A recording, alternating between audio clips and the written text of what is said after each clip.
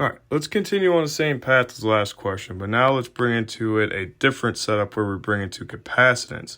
As we know, capacitance can also relate Q and V, so I'm sure you're going to see how it relates to the current and the resistance as well.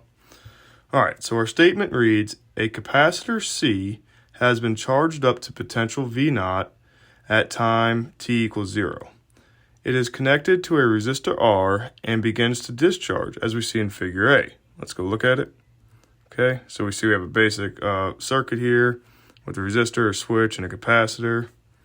All right. And so for A, we want to determine the charge on the capacitor as a function of time, so QT. And what is the current through the resistor, I of t? Okay. Part B, we want what is the original energy stored in the capacitor. By integrating, confirm that the heat delivered to the resistor is equal to the energy lost by the capacitor. And we saw what the energy of the capacitor was back in chapter 2.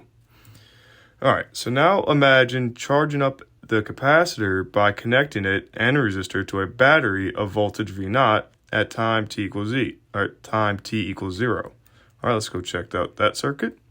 So now we have a battery with the switch, and then this current runs through this, charging the capacitor before running through the resistor. Okay, before we had the capacitor on the other side. But now let's again determine what Q of t and I of t are, and then find the total energy output of the battery, which is the integral of V0 I dt. Determine the heat delivered to the resistor, what is the final energy stored in the capacitor, and what fraction of the work done by the battery shows up as energy in the capacitor. All right, so we got to see where our energy goes. Should be pretty fun. All right, to do this, we need Ohm's law again, V equals IR, and we need the Joule heating law, which is just the power law for circuits or ohmic devices, which is equal to VI, or if you substitute in V from Ohm's law, you get I squared R. All right, moving forward. So for part A, we know that we can relate the current and capacitance via the potential. Since V is equal to Q over C, and V is also equal to IR, we see that I is equal to Q over RC. All right, so here a positive I means the charge on the capacitor is decreasing. Okay, we were already charged up and we're trying to go through the circuit, so it is positive. Also see how the I and the C are inversely related. That's going to come back again.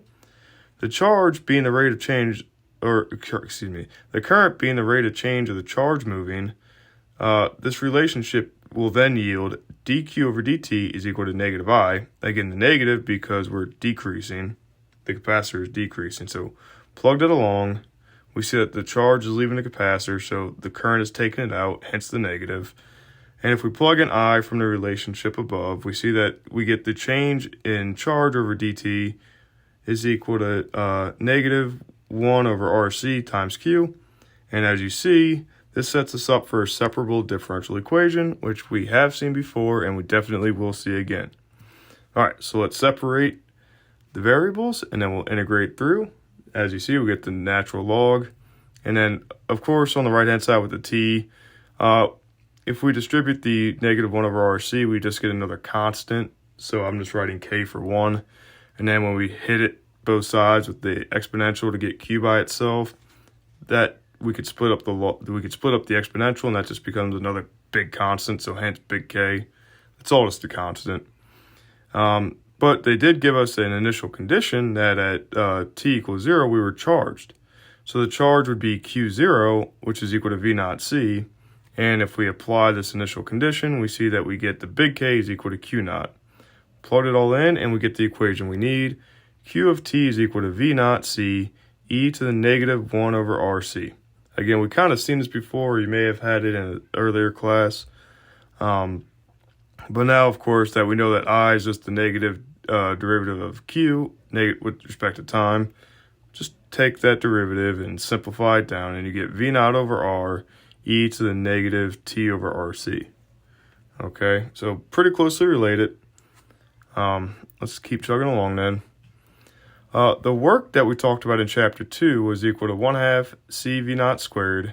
Energy delivered to the resistor is, well, take the integral of the power, and we see that we get everything once we sub through I squared, make sure to square everything in there, times R, so you get a factor of R canceling. but that exponential has a factor of 2 in it from the square now.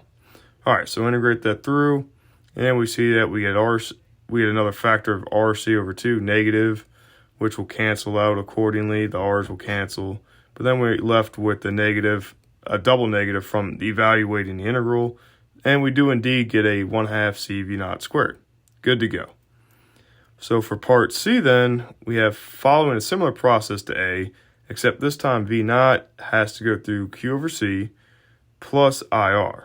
Okay, so it's going and charging the capacitor, and it's also going through the resistor. Okay, so V0 has to deal with both of those. And this time, positive I means that Q is increasing because we have to charge the capacitor first. So that puts our differential relation as dQ dt equals positive I. And then just plug on through. Okay, we did solve the V0 equation for I, and we just plugged them in. Again, we get a separable equation here, so let's do it. Solve it through. We get that exponential again. This time we have a CV0, so when we solve for the constant K, we see that that's just equal to negative CV0, which allows us to factor the CV0 out. And we get what we kind of expect, which is Q of t equals CV0, 1 minus e to the negative t over RC. We get, seen this before. Take the derivative, do that again, and we get the current, which is V0 over R, e to the negative t over RC. Let's note that the charge is different for these two circuits, but the current is the same. Okay, so now for part D, the energy in the battery, well, that's just equal to V0 I. That's what they give us. Go ahead and plug everything in that we just found from I, simplify down, and we see that we get CV0 squared, which is different from the 1/2 CV0 that we had last time, V0 squared from last time. And the reason is that because I is the same as in A, the energy delivered to the resistor is again 1/2 CV0 squared, and the final energy in the capacitor is also 1/2 CV0 squared. So half the energy from the battery goes to both the capacitor and the other half to the resistor, and if you add the total together, you get CV0 squared. Pretty cool.